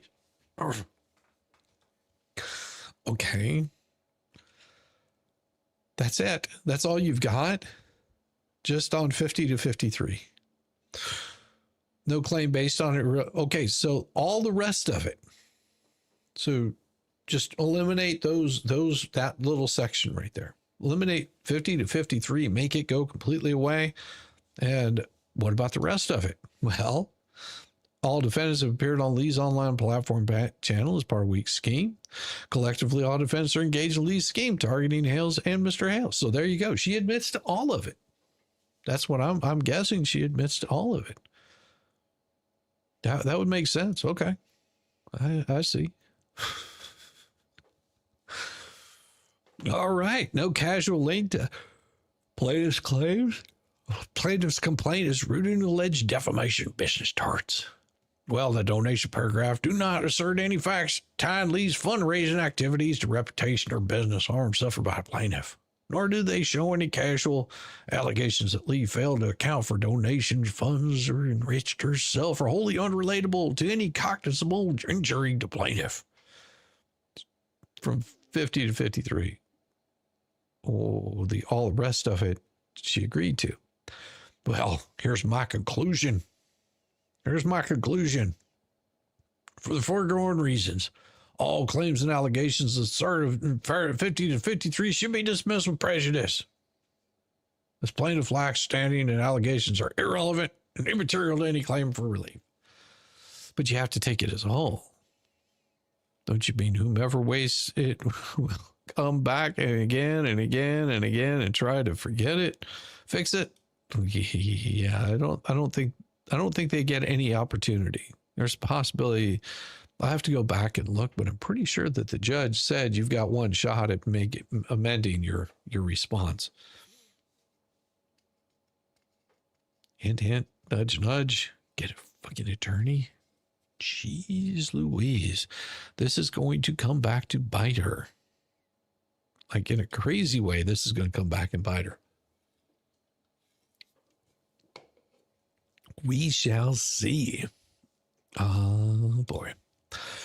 Argument 2. Alleged statements are non-actionable opinion or lack their required defamation elements. Okay.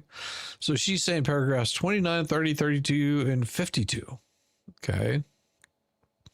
Let's see what those are. 29. Let's see what 52 is. Lee fails to account for where the money is raised by, but you already raised this in 52. You already raised it in the one prior to this. All right, where was it? 29, 30, and 32. 29, 30, 32. 29. Because you're just going to bounce all over the place. So you make a judge work this. Judge would not appreciate this. He'd be like, okay, you've got me bouncing through all of this shit. I'm just going to deny it. 29, 30, 32. 29, Lee is part of the malicious conspiracy to harm Hales made the following statements on YouTube. So she's basically saying, let's see, out of another thing that's out of context, state legally sufficient. Jesus. Oh, you have to take them as a whole. Like, I don't understand what she's doing. You have to take all of it as a whole, which that would make sense of what she is missing right here.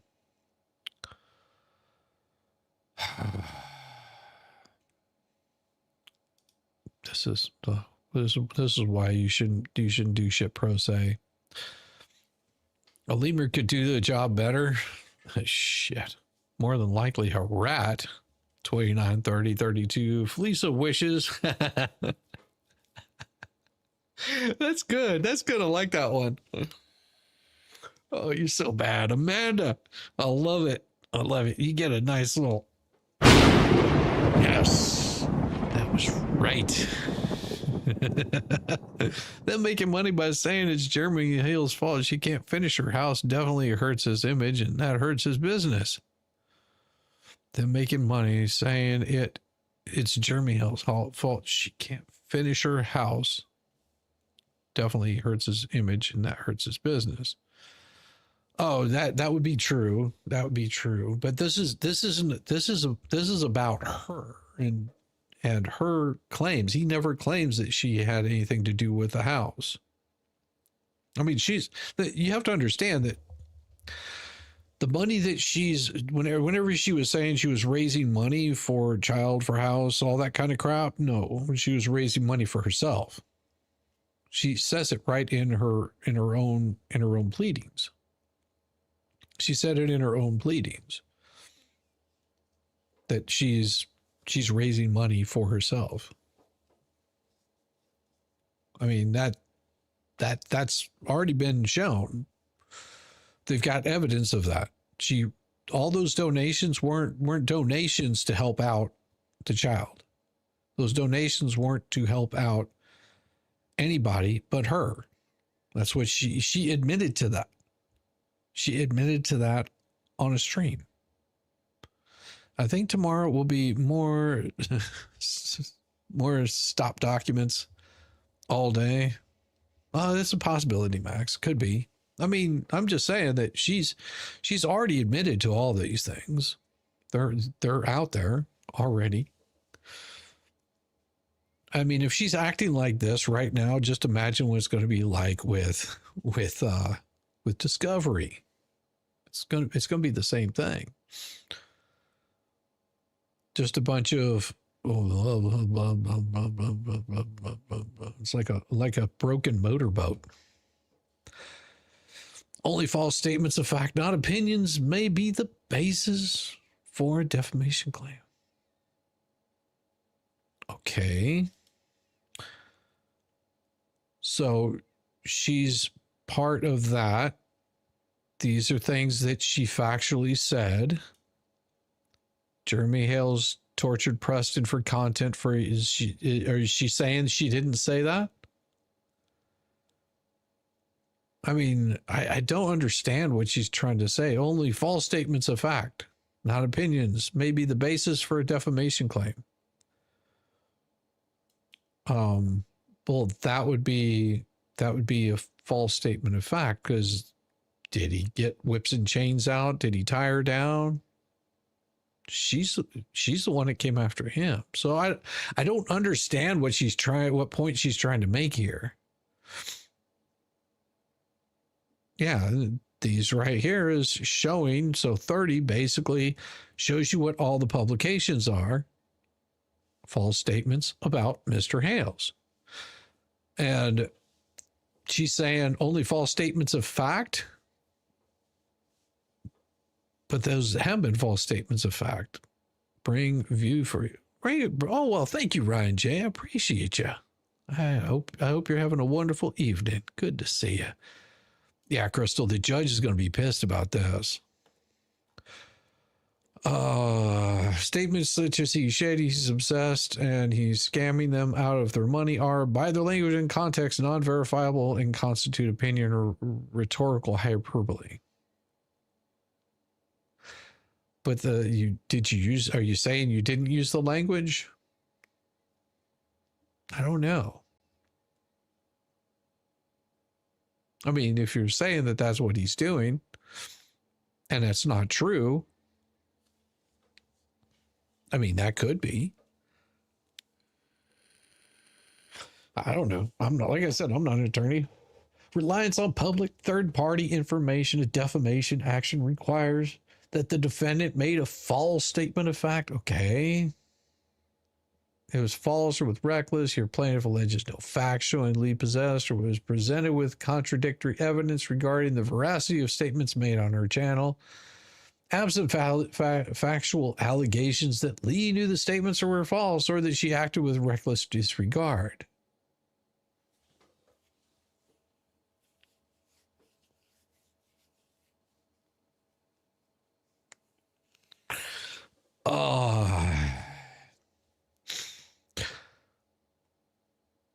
Yeah, correct. Jeremy Hills is only suing John Cook and LP for defamation. Lisa, right. Yeah.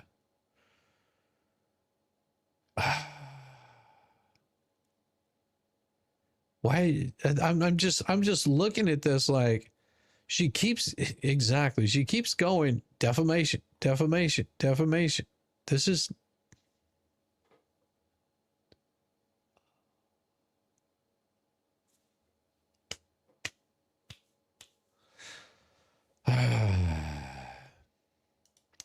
need to look at the counts against her for conspiracy, interfering with his business, etc. And the whole motion is about defamation. I know. I don't think they understand. I don't think they understand the difference between it. That's what I'm saying. I don't think that she understands the difference. Because what it's saying is, yeah, it's just saying that she's doing all of these things and doesn't say anything about defamation. It's saying what these are things that she said to, to provoke, but it doesn't say anything about defamation here. Good point. Thank you. Shizzy, it's the law according to Felisa. Yeah. She's proving his case against her. Yeah. And of course, so basically the judge is going to say, sure, but this isn't a defamation. No plausible allegation of actual malice or reckless disregard. Well, that I would disagree. Lee published the alleged statements with actual malice, knowledge of falsity, and with reckless disregard for the truth. Well, what was the rest of it? Okay. Actually, she would be incorrect, as Randy already pointed out. Conclusory allegations of malicious conspiracy are legally sufficient. He already did that on his response in David Helms's. Yeah, I mean, we can go back and look at it, but I'm pretty sure that he already did those. Defense motion bears characterizes the plaintiff's claims, fails to demonstrate the lawsuit about slap. And let me see what it is. It's because it's basically the same response he's going to put there if he has to even respond. The judge may just say, yeah, I got this. Let me handle this. So now she gets down to her conclusion on page 7. Conclusion. So a conclusion means that we're coming to the end. We're coming to the very end. Okay. Let's see. Because the statements of plaintiff's challenges are non-actionable opinions, but that's not what it's talking about. Hyperbole are based on public third-party information because plaintiff fails to plead actual malice.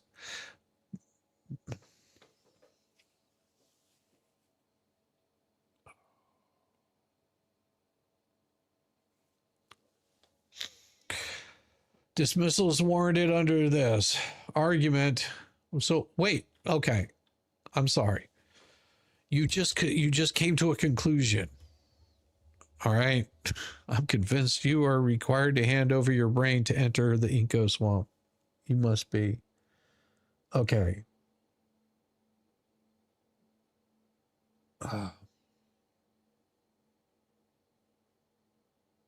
I'm sorry. You should have probably stopped at 7 pages. Just saying, you probably should have stopped at 7 pages and just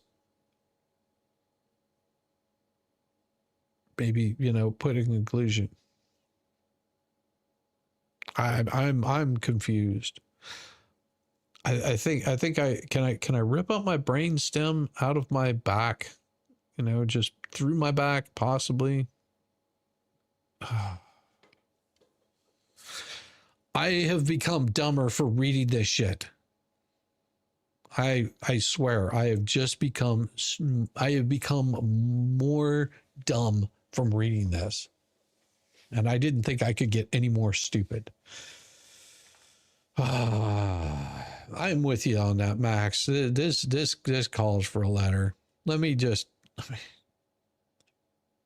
I may have to read the same letter over and over multiple times, because this is just, I need something with some intelligence. Oh Lord, give me some intelligence. It is about time. Let's break this mother down. With Shizzy, Wiz, Nut.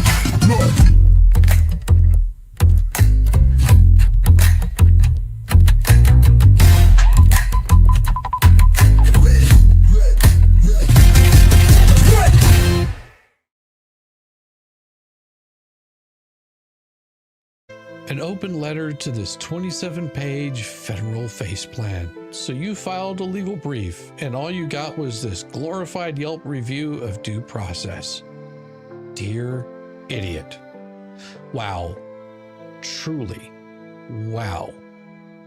You came into court like a caffeinated legal gremlin, clutching your pearls, muttering about timeliness, futility, and something called prejudice. Not the systemic kind, mind you, just the kind that means, I don't want to be, bless your heart. You stretched that whining into 27 whole pages of what can only be described as procedural kabuki theater, except without the costumes, choreography, or any coherent theme beyond, we don't like being held accountable. Let's get this straight. After months of online theatrics that would make a real housewife blush, complete with live stream panels, dueling microphones, telethons, tantrums, and more deleted videos than a teenager's TikTok draft folder, you're shocked that someone had the audacity to mention your name in a lawsuit. You spent the better part of a year narrating the lawsuit from the sidelines like a Greek chorus of grievance, shouting legal terms you clearly Googled minutes before going live, and now that the plot twist involves you, suddenly it's undue delay and legal ambush? Sir, ma'am, whoever ghost wrote this, you've got more nerve than legal standing. Let's talk structure. This filing reads like the closing arguments of a mock trial hosted in an abandoned Chili's. It opens with dramatic gasps about timing and ends with a whimper about the horrors of being included in a federal lawsuit you seemingly begged to be a part of. I've seen fan fiction crossovers make more narrative sense than this. You cry bad faith because the plaintiff made videos, really? We're going with he used his First Amendment rights first, so now we're the real victim's defense. You know that meme of the guy throwing a brick through his own window and then screaming, "Who did this?" That is your entire legal theory here. Except you threw it during a live stream with overlays and a donation link. What's especially charming is the sudden reverence for court deadlines, as if the same crew that missed, dodged, or straight up pretended not to see services now clutching the federal rules like a rosary in a horror movie. You're not here to enforce procedure. You are trying to duck it with the same grace as a toddler caught holding a Sharpie next to a freshly redecorated wall. Oh, and the futility argument. Oh, chef's kiss. Nothing says we're innocent like preemptively arguing that anything said about you must be irrelevant, unprovable, or unworthy of judicial attention. That's not a legal motion. That's a group chat panic attack printed out and filed with a Pacer header. And can we address the real elephant in the room? The outrage that the complaint got attention online. You're mad that people are talking about this lawsuit publicly, but your side built an entire cottage industry around YouTube React videos about the same fucking lawsuit. You're not against publicity, you're just mad that the spotlight moved. Let's be real. This filing isn't a shield, it's a participation trophy for performative defendants who don't want to play anymore. You've been screaming for months, go ahead, sue me, go ahead, sue me. That's not how a normal person acts. Telling the court that you'll show up without a doubt, that you'll be right there as soon as you possibly can. Oh, wait till I bring the proof. I'm going to show them the proof. I'm big and bad. I know what I'm doing. Let's be real. You say you're being retaliated against for criticism. Honey, you didn't write a book review. You launched a multimedia campaign. You coordinated uploads, hyped premieres, flash-sealed exhibits like trading cards at a middle school lunch table, and now you want the court to pretend it's all just you and your opinion against a big bad plaintiff. Respectfully, no. And look, I get it. Federal court isn't TikTok. It's not YouTube. There's no filter to hide behind when the judge asks about your IP address, but don't confuse that panic for legal error. You're not being persecuted, you're being included. You asked to be included. And considering how loud you've been about every twist in this case, being part of the actual lawsuit should feel like the culmination of your greatest freaking wish.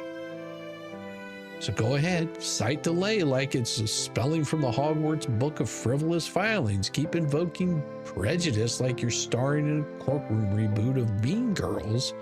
Just remember, nobody's fooled, least of all the judge who's probably reading this with one raised eyebrow and a migraine. I know I am. In conclusion, and I say this with all the warmth of someone who has now read your footnotes, this isn't a legal defense, it's a vibe, a confused, frantic, utterly unserious vibe. You can't wrap it in citations and code it with bolded headings, but at the end of the docket, it's still the same song. Please don't make us be defense, we just wanted to make content, not consequences. But alas, the courts are open, accountability has entered the chat. Sincerely, the artard you said who was irrelevant, sitting here in Velcro shoes with a front row seat, aka Shizzy Wiznut, riding in Velcro shoes while riding the short bus to court watch glory. Boom. It is about time. Let's break this mother down. With Shizzy Wiznut.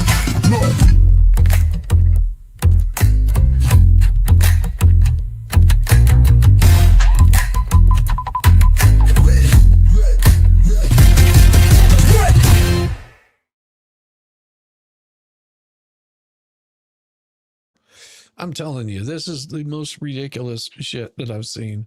I mean, we'll continue on with all this stuff tomorrow. I am telling you. Rusty Ray Hips. When God was making the people, he knocked off one night before he had inserted the brains into one batch during that night. The whole batch just got up and walked away. We've found the walkaways.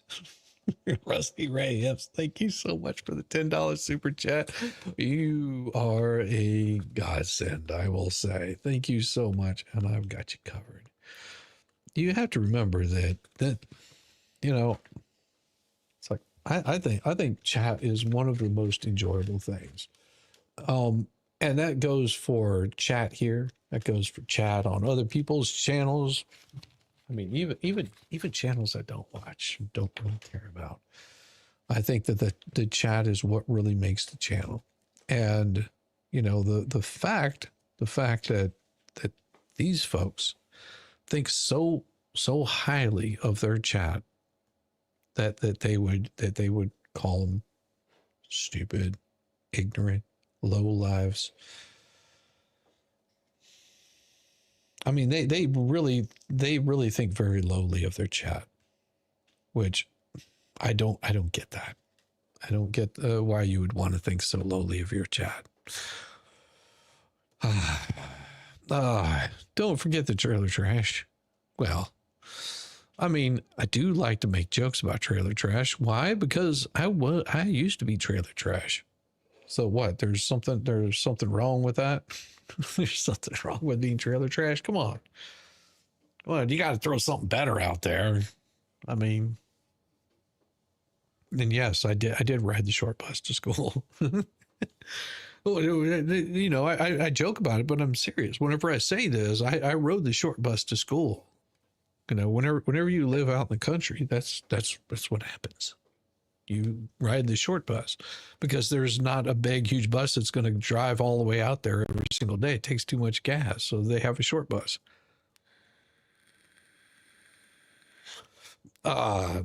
Just bullies? Yeah, I guess so. I mean, I don't understand why they have to be bullies. It's crazy. Oh, what should we expect from? Well, I mean, that's the thing. She could actually be a real winner if she tried. It, and I said this at the very beginning of all this. Whenever I got drug into this damn thing, and was being told, "Hey, why aren't you covering it?" So then I start covering it, and then they get mad because I'm covering it.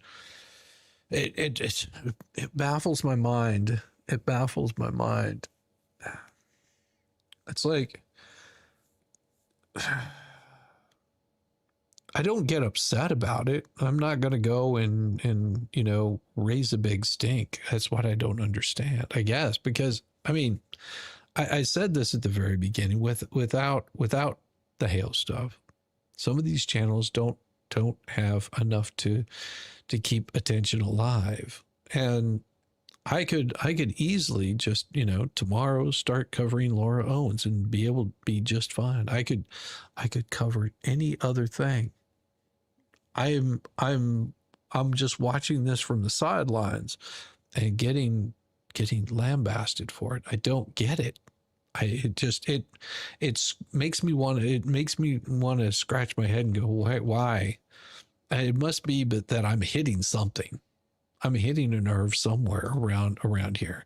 She does everything JH does, everything Megan Tugg, Shizzy does, Fleas tried to do, and she fails at it. Well, that's why you don't.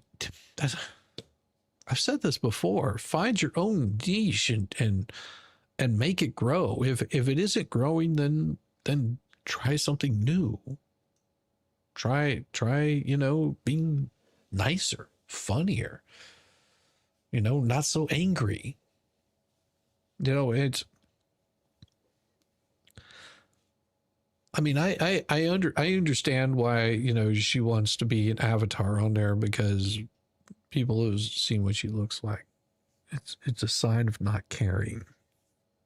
Not caring enough about yourself. I mean, that's why they put up the what do they call that?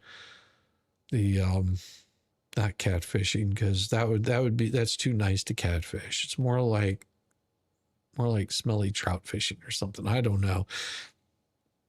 There's a reason why they put those avatars up there, and I mean, there's nothing wrong with having an avatar up there if that's what you're going to use. I mean, I have an avatar I can easily put up, but to basically be talking about somebody while you're too afraid to show your face. I mean, that can be a problem. I mean, it doesn't endear people to you. Thirst trapping. I don't know. I mean, I personally don't care. I mean, I think that, it's amazing that you've got what's her name? The Tori, is that what her name is? She's out there doing, leather work or some crap like that. She found her own little niche. And she could sit there and do that and not have to mess with this stuff at all and just be like, cool, away you go. How hard is that? I mean, I'm reading court filings. I read court filings and I mock the filings. I mean, if they weren't so redunculous, I wouldn't have to. I would just read them and be like, cool. But whenever they're redunculous, I have got no. It just comes out. I can't help it. I don't know. I scratch my head at this, but they even copied.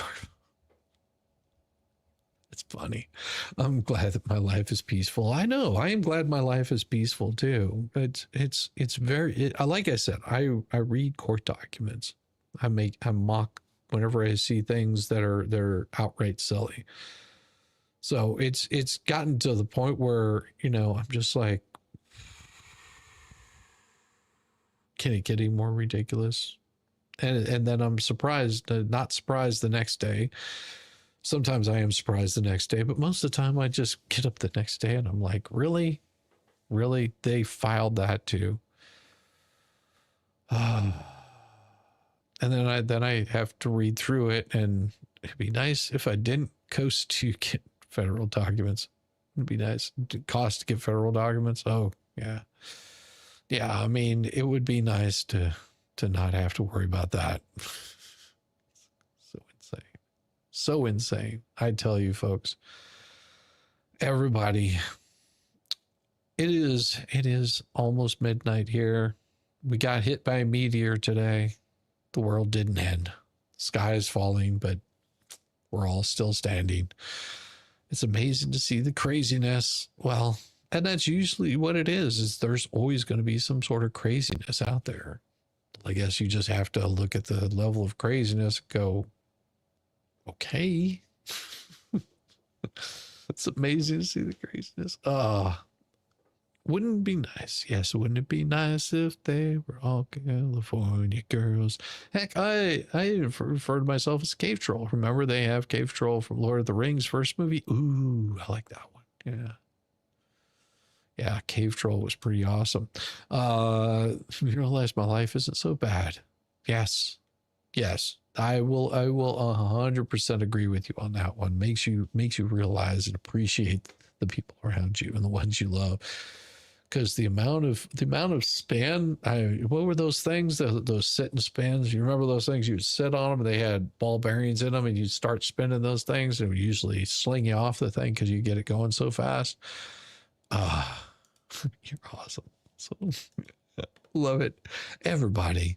It is time to say goodnight, and I will see all of you in the morning. I should be over on Moe's in the morning. It's going to be a beautiful day. I will see you very soon. Peace. Peace.